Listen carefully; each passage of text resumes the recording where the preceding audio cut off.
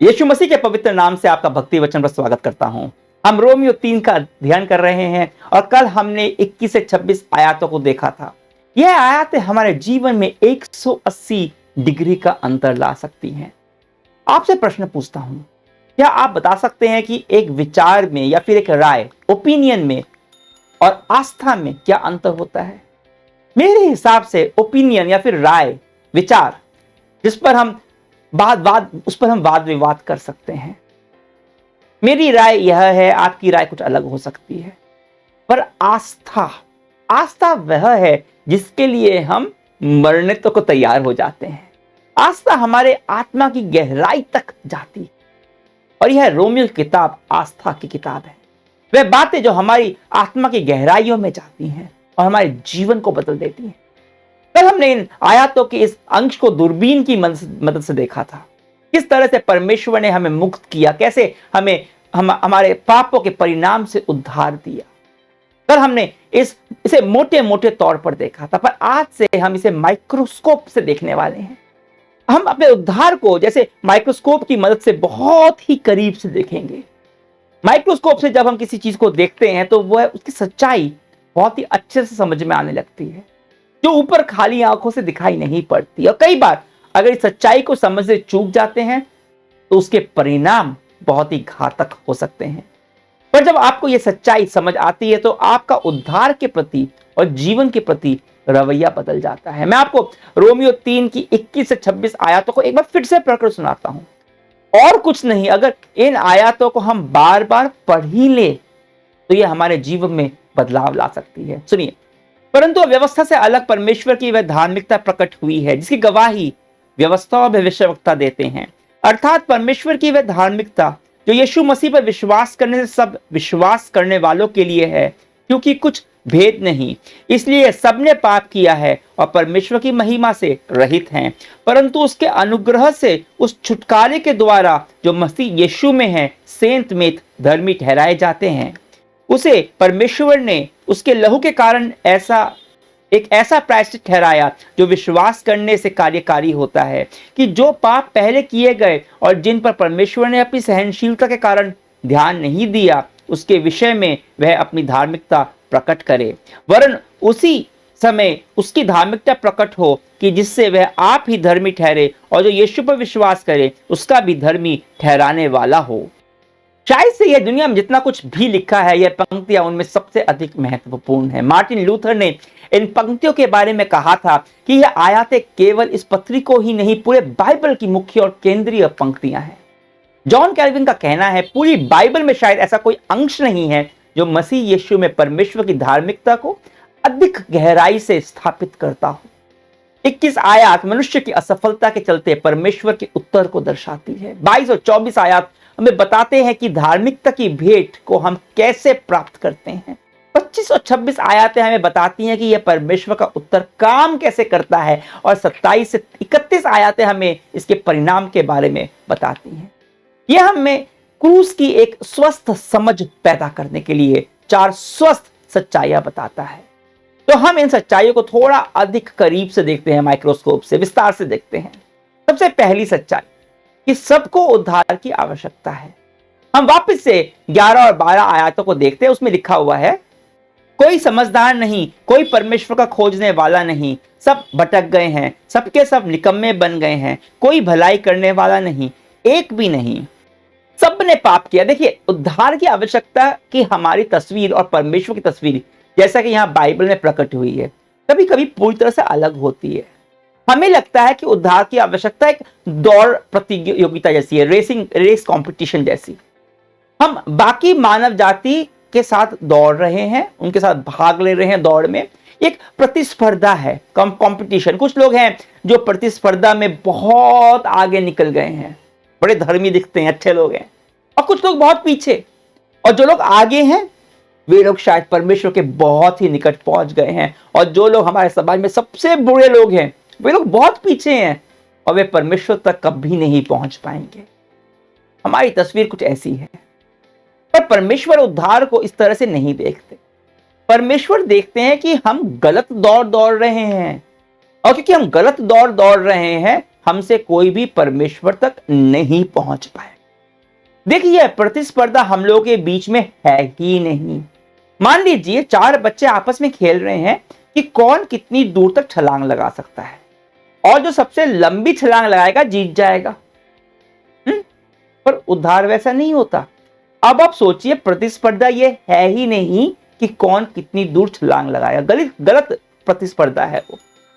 पर सोचिए, बच्चे इस पार हैं और बीच में एक 40 फुट की खाई है, और जीतने के लिए 40 फुट की खाई को पे उस पार जाना छलांग लगा के वो बहुत जरूरी है। कौन बच्चा जीतेगा? कौन बच्चा जीत पाएगा? कोई भी नहीं, क्योंकि इतनी लंबी छलांग लगाना असंभव है। बात नहीं कि कौन सबसे लंबी छलांग लगा सकता है, बात है कि परमेश्वर तक पहुंचने के लिए हमें कितनी दूर छलांग लगानी पड़ेगी। और बाइबल बताती है कि हमारे और परमेश्वर के बीच इतनी चौड़ी खाई है कि हमारे लिए वह पाटना असंभव है। और जब हम परमेश्वर के वचन को नहीं देखते, हमें इसका एहसास नहीं होता। बस हम अपनी तुलना दूसरों के साथ करते रहते हैं और सोचते हैं कि मैं उससे बेहतर हूं, मैं उससे अधिक धार्मिक हूं। पर परमेश्वर कहता है कि मैं तुम्हारी तुलना एक दूसरे के साथ नहीं करता, मैं तुम्हारी तुलना मेरी संपूर्णता के साथ करता हूं।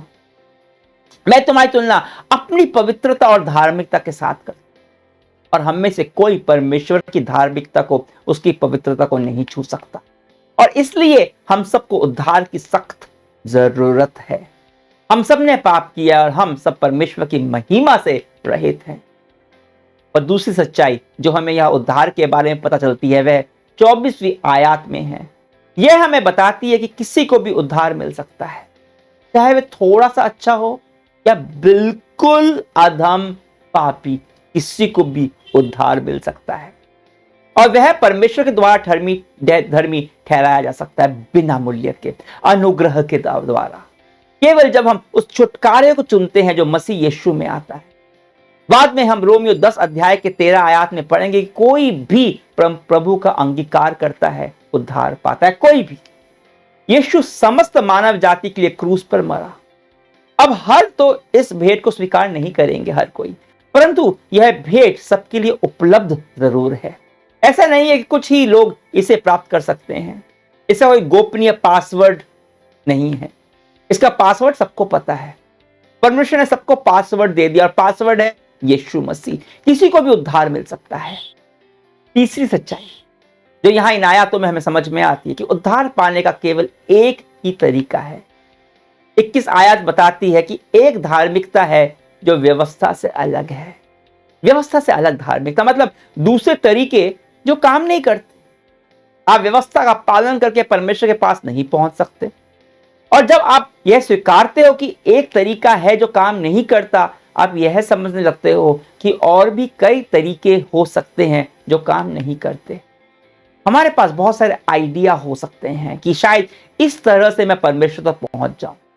बहुत सारे अलग अलग दर्शन जो हमें अधिक आध्यात्मिक, अधिक पवित्र, अधिक परमेश्वर को स्वीकार्य बनाने का वादा करते हैं।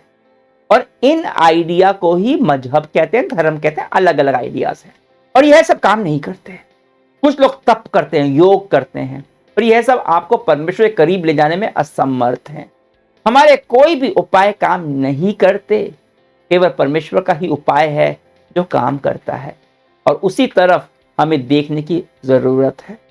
और बाइबल यहां में बताती है कि विश्वास के द्वारा होता है। हमें धर्मी ठहराया जाता है सेंत मेंत, बिना मूल्य के, केवल यीशु मसीह में विश्वास के द्वारा। केवल विश्वास यीशु मसीह में, केवल अनुग्रह से। 21वीं आयत बताती है कि धार्मिकता प्राप्त होती है केवल विश्वास से। 25वीं आयत बताती है कि क्षमा प्राप्त होती है केवल विश्वास से। 26वीं आयत बताती है हमें धर्मी ठहराया गया है केवल विश्वास से, यीशु मसीह पर विश्वास से। कुछ लोग सोचते हैं कि अगर अपने पापों को लेकर दुख करेंगे, पछतावा करेंगे, तो परमेश्वर आपको माफ कर देंगे। केवल पछताने से कुछ नहीं होता, आपको परमेश्वर के क्षमा के और उद्धार के उपाय को भी तो अपनाना पड़ेगा। अगर यह जरूरी नहीं होता तो यीशु मसीह को क्रूस पर प्राण देने की जरूरत ही नहीं होती। परमेश्वर की धार्मिकता क्रूस के द्वारा ही आती है। चौथी सच्चाई क्रूस के द्वारा उद्धार के बारे में यह है कि परमेश्वर की हमेशा से यही योजना रही है। परमेश्वर यह योजना उसने बीच में अचानक से नहीं बना दी, अरे यह काम नहीं कर रहा, व्यवस्था के द्वारा मैं लोगों को अपने पास नहीं ला पा रहा, चलो यीशु मसीह के द्वारा कोशिश कर लेते। नहीं, वह हमेशा हमें यीशु मसीह के द्वारा अपने पास लाने का इरादा रखता था। इन आयातों में कुछ वाक्यांश है जो इस तथ्य को की ओर इशारा करते हैं कि यीशु मसीह के द्वारा उद्धार की ही हमेशा से परमेश्वर की योजना रही है। 21 आयत कहती है कि अलग तरह की धार्मिकता जो अब प्रकट हुई, उसकी गवाही व्यवस्था और भविष्यवक्ता देते हैं। वो सारी व्यवस्था, सारा बलिदान की प्रक्रिया जो हमें व्यवस्था विवरण में दिखाई देती है, यीशु मसीह की तरफ इशारा करती है। सारे भविष्यवक्ता यशायाह, यिर्मयाह, होशेया, वो सब यीशु मसीह की ओर देखते हैं। और फिर यह शब्द कि जो पाप से पहले किए गए, जिन पर परमेश्वर ने अपनी सहनशीलता के कारण ध्यान नहीं दिया। कई बार बाइबल में कुछ शब्द हम पढ़ जाते हैं पर ध्यान नहीं देते, क्योंकि हम उसे समझते ही नहीं हैं, क्योंकि परमेश्वर ने पहले किए गए पापों पर ध्यान नहीं दिया। क्या उन्होंने पापों को ऐसे ही क्षमा कर दिया? कभी सोचा है यीशु मसीह के आने से पहले पाप कैसे क्षमा होते थे? क्या व्यवस्था का पालन कर और वेदी पर जानवरों को बलि करके पाप क्षमा होते थे? नहीं, पाप हमेशा से यीशु मसीह के द्वारा ही क्षमा होते थे। जो लोग यीशु के आने से पहले रहते थे, वे अपनी व्यवस्था पालन की कोशिश और बलि के माध्यम से विश्वास से आगे यीशु की तरफ देखते थे। जो परमेश्वर की धार्मिकता है, वो बस उस ओर देखते थे जो मसीहा उनके लिए आने वाला है, उनके लिए करने वाला है। पर जब यीशु क्रूस पर मर गया तो बलि की और जरूरत नहीं रही आगे देखने के लिए, क्योंकि परमेश्वर द्वारा यीशु की अंतिम और सबसे श्रेष्ठ बलि दी जा चुकी है। इसलिए हम यीशु के क्रूस की ओर, पीछे की ओर देखते हैं। तो यीशु मसीह के द्वारा पाप से मुक्ति और उद्धार हमेशा से ही परमेश्वर की योजना थी। हो सकता है परमेश्वर की यह योजना आप पहले से समझ गए हो, या फिर आपने अभी इसे समझा है। जो भी हो, अभी यह समय है। अब आप यीशु मसीह से यह कहें, अब मेरे को दिख रहा है, अब मेरे को समझ में आ रहा है कि तूने अपना जीवन मेरे लिए दिया ताकि मैं क्षमा पा सकूं, मैं धर्मी ठहराया जा सकूं। अगर आपने यीशु मसीह से कभी नहीं कहा कि आपको उसकी क्षमा की जरूरत है और जीवन में उसकी अगुवाई आपको चाहिए, तो अभी उससे कहिए, यीशु मसीह, मैंने जो भी गलतियां की हैं, जो भी पाप किए, उसके लिए मैं क्षमा कर, मदद कर मेरी वह जीवन जीने में जो मेरे लिए सबसे उत्तम है। मैं अपना जीवन तेरे हाथों में सौंपता हूं। अब प्रार्थना करें किसी और के लिए कि वह इस उद्धार को समझे, उस व्यक्ति के बारे में सोचे जैसे अभी इस उद्धार की समझ नहीं है कि परमेश्वर ने यीशु में उसके लिए क्षमा का एक नया जीवन रख छोड़ा है। यह आसान सी प्रार्थना कीजिए, कहिए, परमेश्वर मदद कर उन्हें यह समझने में कि तू उनसे कितना प्रेम करता है, समझने में कि उनके लिए कितनी अच्छी योजना है तेरे पास, और यह समझने में वह क्षमा जो तू उन्हें देना चाहता है। यीशु के नाम से आमीन। कल फिर से मिलेंगे इन आयातों को लेकर एक बार फिर से। तब तक के लिए आज्ञा दीजिए। आप हमेशा परमेश्वर के प्रेम में बने रहें और उसका अनुग्रह हमेशा आपके ऊपर रहे।